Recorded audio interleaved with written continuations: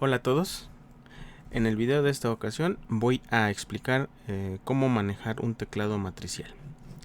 Me refiero al manejo del teclado matricial con fines de su uso en un microcontrolador.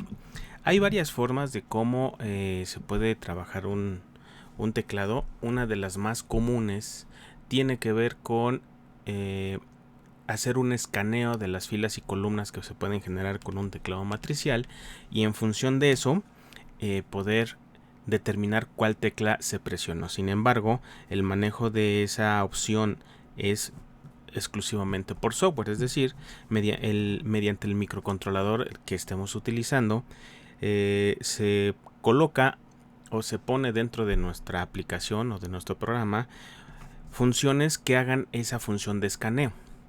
Sin embargo, considero que sí es un buen ejercicio, pero también existen algunas formas quizás un poco más sencillas de cómo trabajarlo, y es utilizando codificadores de teclado.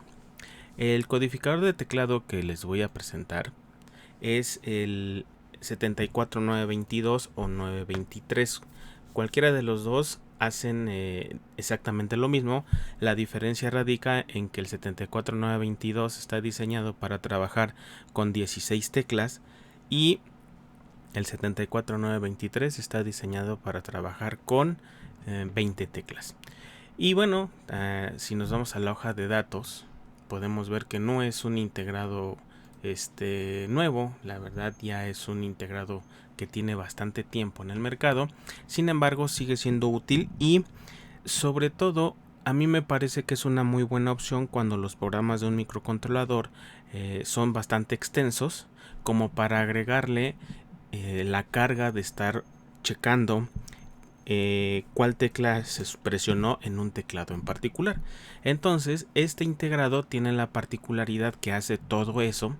Me refiero a determinar cuál tecla se presionó, y es un integrado externo, por lo tanto debe tener alguna funcionalidad para que podamos hacer la interfaz con un microcontrolador. Entonces, independientemente de lo que pueda decir la descripción general, que ya se las acabo de mencionar yo, nos interesan los pines que se pueden utilizar, o cuáles son los pines que tienen. Obviamente, si se trabaja el 922 es de 18 pines, seguramente el 923 debe tener un par de pines más, y efectivamente tiene 20 pines. La diferencia radica en el número de teclas que puede manejar. Aquí se tienen nada más las tablas de verdad que manipulan a este integrado, y quizás lo que nos importa es cómo está la conexión que podemos realizar para que podamos trabajar un teclado matricial. Este sería el diagrama interno. Podemos ver que tiene flip-flops, tiene un par de codificadores que tienen que ver con el escaneo de cuál es la tecla que se presionó. La técnica que se utiliza es ir checando fila por fila y después columna por columna, y checar cuando tanto la fila como la columna coinciden en que están activas mediante los pulsadores o push buttons, o lo que vayamos a utilizar como elemento de teclado. Entonces, eso es lo que se hace por software normalmente en los microcontroladores. Este integrador lo que hace es precisamente hacer eso, pero desde el punto de vista hardware.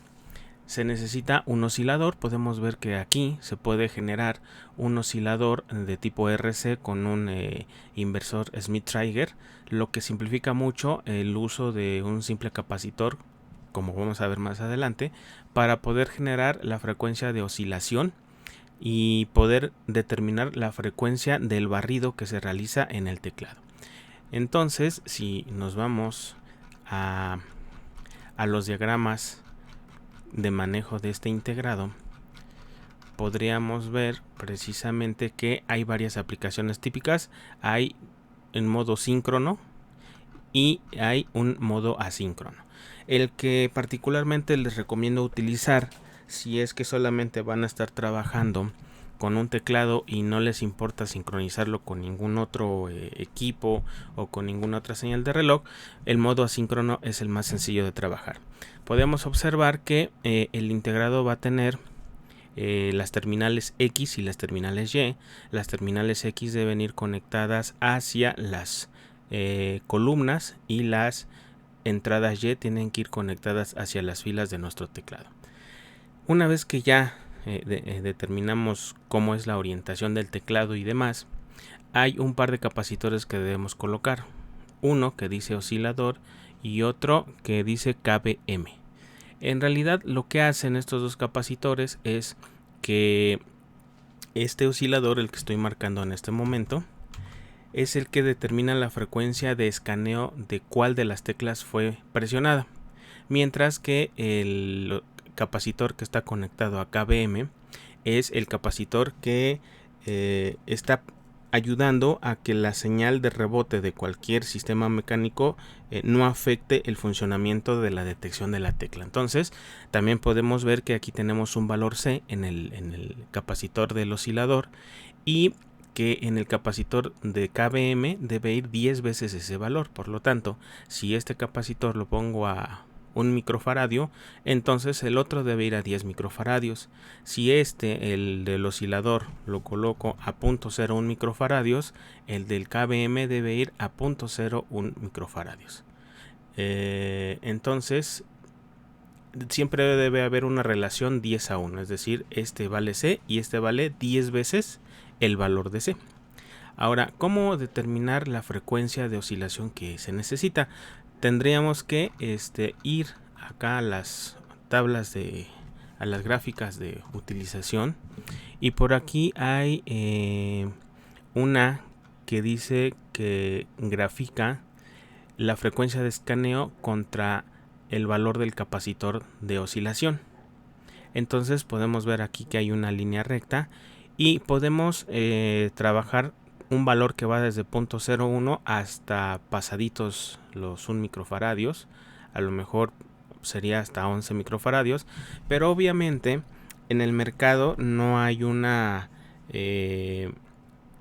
no hay un capacitor de ese valor. Entonces, pues si usamos un capacitor de 0.1 microfaradio, entonces estaremos llegando a una frecuencia a lo mejor de unos 700, 800 Hz de frecuencia de escaneo en el teclado. Creo que es suficiente. Por lo tanto, si elegimos un valor de 0.1 aquí en el capacitor de oscilación, en el capacitor KBM tendremos que colocar un microfaradio, perdón. ¿Por qué?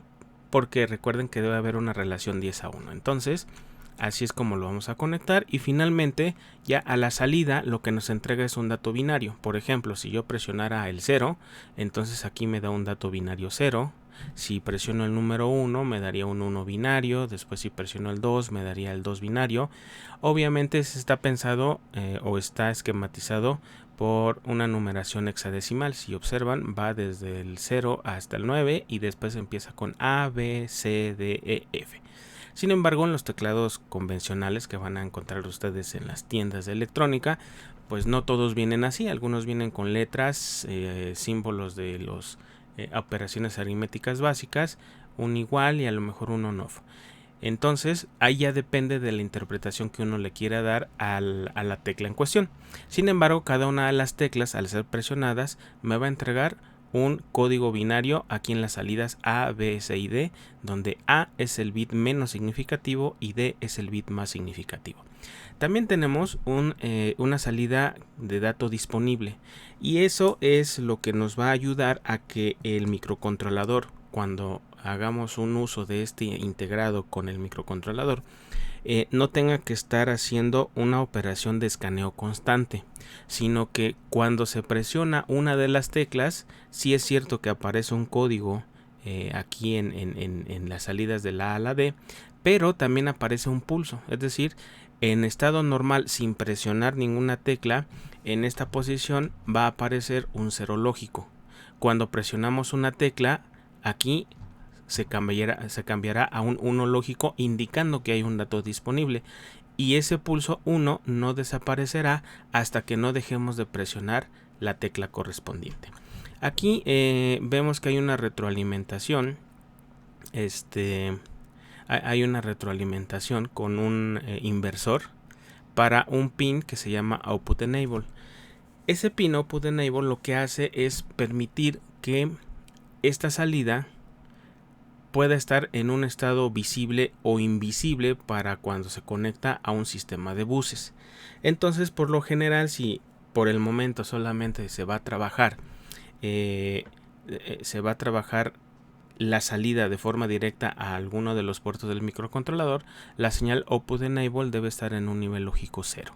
Entonces, creo que es todo lo que se tendría que explicar. Simplemente lo que se hace con esta señal de dato disponible es utilizar una de las características de los microcontroladores que la mayoría tiene, que son las interrupciones externas. Es decir, en vez de estar escaneando de manera constante el estado de este bus de datos, lo que se hace es esperar a que llegue este pulso de dato disponible, y ese pulso lo podemos utilizar para disparar la interrupción externa 0, la 1 o la 2, dependiendo del microcontrolador que estemos trabajando.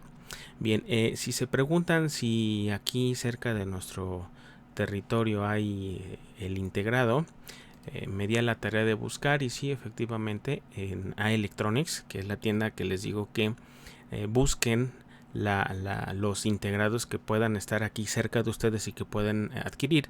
Pues sí, efectivamente sí lo tienen, el 74C922, y vale 45 pesos.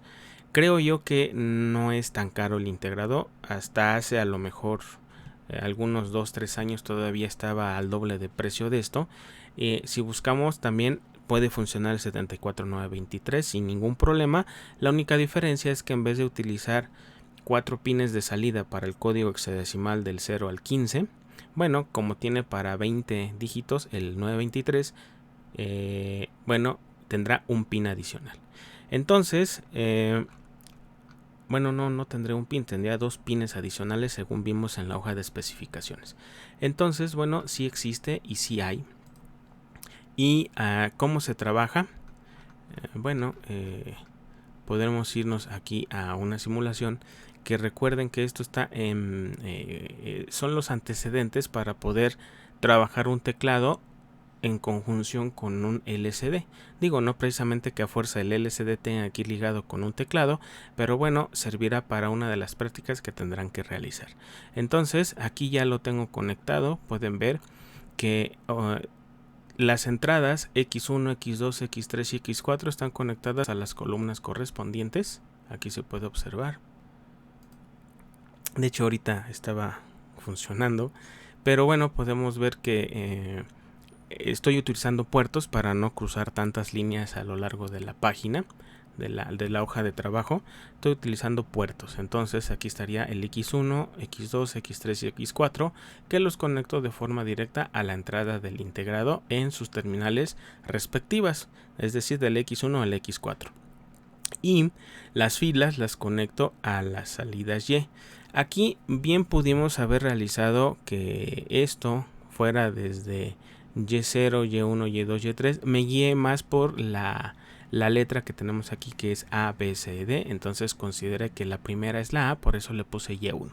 Pero el orden pues es algo que puede hacer el programador y determinar qué va a hacer con cada una de las intersecciones de fila-columna que va a detectar este integrado. Finalmente, respecto a esos puertos, bueno, van a conectarse a través de unos puertos de entrada aquí en esta parte con las terminales de la Y1 a la Y4. Podemos observar también que el capacitor de oscilador es de 0.1 microfaradios y que el capacitor para el rebote es de 10 veces ese valor, por lo tanto es de 1 microfaradio. Tenemos aquí algunos indicadores. Tenemos el de dato disponible, es el pin DA. Vamos a ver qué es lo que sucede. Tenemos las salidas de la A a la D, precisamente donde la A es el bit menos significativo y la D es el más significativo. La salida de Output Enable vemos que es un pin negado, tiene una pelotita en esta parte. Quiere decir que para poder habilitar las salidas tengo que colocarle un 0 lógico, por eso está conectado a tierra. Bien, entonces vamos a simularlo, vamos a ver qué es lo que hace. Podemos observar que si no hay ninguna tecla presionada, el output, el de dato disponible está en 0 y todas las salidas están en 0. Si yo presiono el 7, obviamente aquí por la distribución del teclado es un número 7, observen qué es lo que pasa aquí en estas salidas. Pues obviamente aparece un 0 porque este sería la posición 0. Recuerden que para contar, contamos desde el 0 hasta el 15. Y si hacemos ahí las cuentas, pues son 16 teclas. Es decir, el 0 cuenta como una tecla, pero su código es 0. Aunque aquí, desde el punto de vista visual, estoy presionando una tecla 7, lógicamente, o para el circuito lógico, equivale a la tecla 0. Pero también observen que la salida de A, y lástima que no puedo mover el mouse, si no se borra el pin de A, el 12. Pueden observar el pin 12 que cada vez que yo presiono cambia de 0 a 1 y de 1 a 0. Es decir, cuando yo presiono se pone en 1 y cuando yo suelto la tecla se pone en 0. Esta señal es la que se debe utilizar como el disparador de la interrupción externa del microcontrolador que se vaya a trabajar. En este caso va a estar siendo utilizado para un PIC18F4550, pero bien puede trabajar con cualquier otro microcontrolador que tenga dentro de su estructura de trabajo interrupciones externas. Si yo presiono la tecla 8, sería el número 2 el número 1 porque es la tecla correspondiente al código 1. Pueden observar que aquí en estos pines se queda el dato correspondiente. Si yo presiono el 9 sería el número 2, pueden ver que sería 0010. Si presiono el entre sería la tecla o el código 3, aunque sería la tecla 4, pero corresponde al código 3. ¿Por qué? Porque empezamos desde el 0, entonces sería 0, 1, 2, 3. El siguiente sería seguramente la siguiente tecla tendría que ser el 4, después el 5, el 6. Estos tres particularmente sí coinciden, ¿no? En cuanto al número aquí visualmente presente con el código binario que me va a generar el integrado. El signo por obviamente ya no coincide, ya sería el código número 7, el código 8, el código 9, el código 10, 11, 12, 13, 14 y el 15. Observen entonces que conforme vamos presionando las teclas se van generando los códigos aquí a la salida del integrado del 922. Estos datos son los que vamos a tener que leer o tienen que leer cuando se dispare la interrupción externa a través del pin DA. Ahora, ¿qué se hace ya con ese código? Bueno, ya depende del programa y de la aplicación en particular que le vayan ustedes a hacer a este teclado. Entonces, me pareció importante detallarles cómo funciona este circuito integrado, que es un codificador de teclado, para que en vez de hacerlo por software lo hagamos por hardware y posteriormente nos enfoquemos o se enfoquen ustedes al momento de hacer la práctica correspondiente al manejo del LCD, que ese requiere mucha mayor atención debido a todas las secuencias de eventos que tenemos que trabajar para que este LCD trabaje en un modo de 4 bits, y eso lo vimos en el video anterior donde se explicó el funcionamiento del LCD. Bien, espero que este video les sea de utilidad y que puedan utilizar este integrado para algunas otras aplicaciones que ustedes puedan tener, muy independiente de las prácticas que se les van a presentar. Nos vemos hasta el siguiente video.